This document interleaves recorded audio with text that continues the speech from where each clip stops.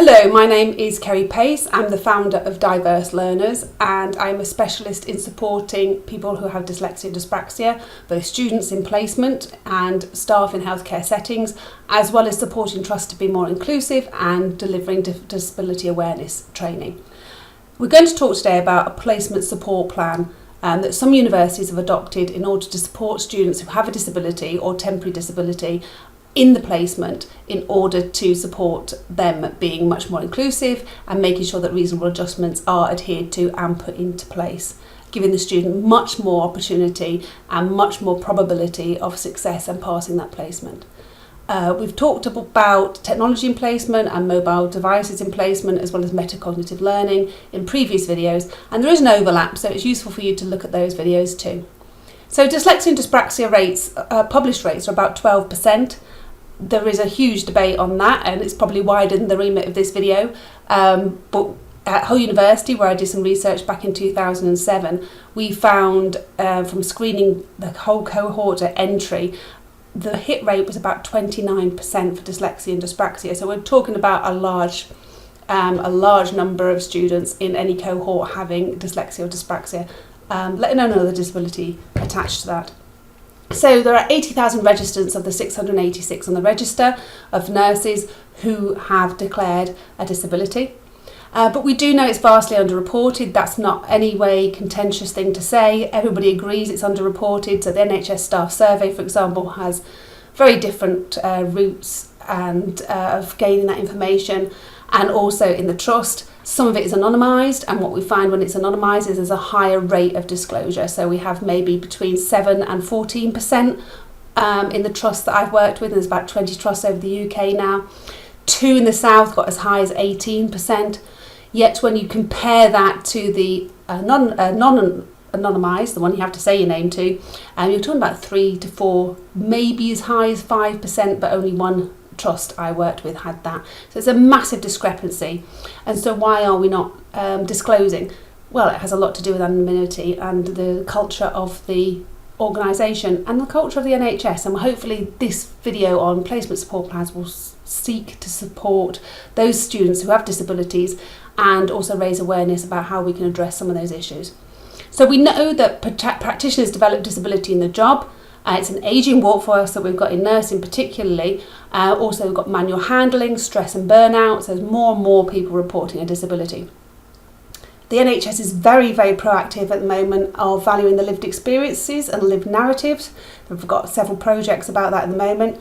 Thought and diversity of thought and the additional skills that people who have a disability bring are all really heavily promoted at the moment for the NHS. We have to be really careful because the label does not explain what you can do. So for example, I have dyspraxia and so do my 2 children.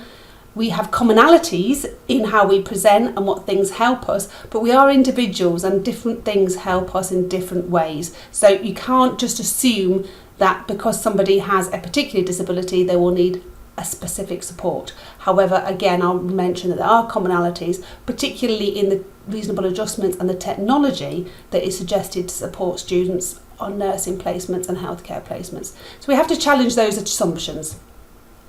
We're now going to talk about the placement learning support plan document. A number of universities I work with have such plans and regularly review them. So each placement will present different environment, different skill set, different abilities and different competencies the student has to address. So it needs to be done for each placement. The personal details are important in terms of contact numbers. So if the student has a particular disability or anxiety or mental health need, who do they need to contact in case of an emergency? Not all students need that, of course. There are issues with disclosure. The student has to disclose in order to get a placement learning support plan, but also then where does that placement learning support plan go to? Who is copied in? Now, if you have a proactive, inclusive approach where everybody can use their devices on placement, for example, or use technology, or you have site licenses, disclosure is less of a barrier because you already have some reasonable adjustments built into the placement. And I have some students who never disclose on placement. Again, that talks about the culture of the NHS and the worries. So you can give copies, but you have to make sure that you have permission to give those copies. But it does prevent multiple disclosures, so coming out all the time, having to explain to each individual, I have this disability, this is how you can help me. So again, if you have a placement learning support plan, the idea is everybody will know what those reasonable adjustments are and should put them in place. Under the law, you will be culpable, as it will be assumed because this placement document is in place, then you will know what those reasonable adjustments are. So communication, really important there. Potential need. Now the word potential is there because each, as I said, each person with a disability is an individual and needs different requirements and support. Equally, not all placements are going to require the same reasonable adjustments. So tasks that may need support, so issues with memory, with time management, which was talked about in a previous video. Workload adjustments, again we talked about that. Could we reduce the number of patients seen by that person? Could they have a more flexible working arrangement? So particularly relevant for people who have mental health needs, bipolar for example, or epilepsy or diabetes. Often they can't work night shifts because it will have a negative impact or a dangerous impact on their disability. Previous adjustments are a really good starting place. What worked well on a previous placement? How did that get implemented? Who was responsible for it? But not always transferable to a new placement, and more may need to be added, or not all may be needed. So reasonable adjustments, we've talked about assistive technology, such things as speech-to-text software, the software that reads to you, mind mapping software, note-taking software, also the alarms on mobile devices, which is in the other video. It's really important that that is put in place. Often it negates a whole load of additional needs, additional input that's needed. Time we've talked about extensively in other videos as well, but also in terms of the time to write notes up, extra time to write notes up, and a quiet place to do that. And the structure of the placement, what will be done in the first week? Will the reviews be done on time, which we've talked about in another video as well? Very important that that is all in place.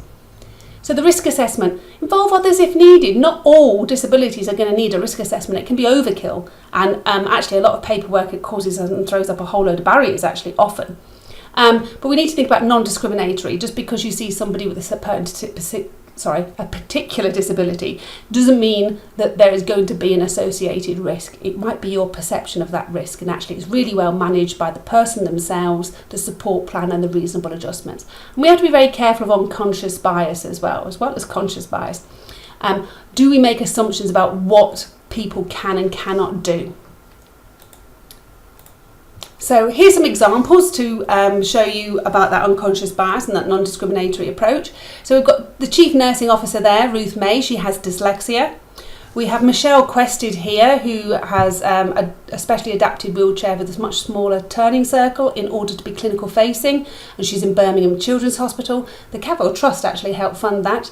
We have a deaf-blind medical student here called Alexandra Adams, and that's one of the faces of the NHS Diversity Photography Project that I was talking about, those big pushes and those big policies with the NHS and collecting stories from people. And here we have a surgeon who had an accident, and this is the wheelchair excuse me, that allows them to stand and so they can still operate. If you think about the loss of skill and the amount of time and energy and money that has been put into training that person, we can keep that person, we can keep that retention. So this has been produced in collaboration with University of Plymouth. My name is Kerry Pace. I'm from Diverse Learners, and you can contact me on kerry@diverse-learners.co.uk.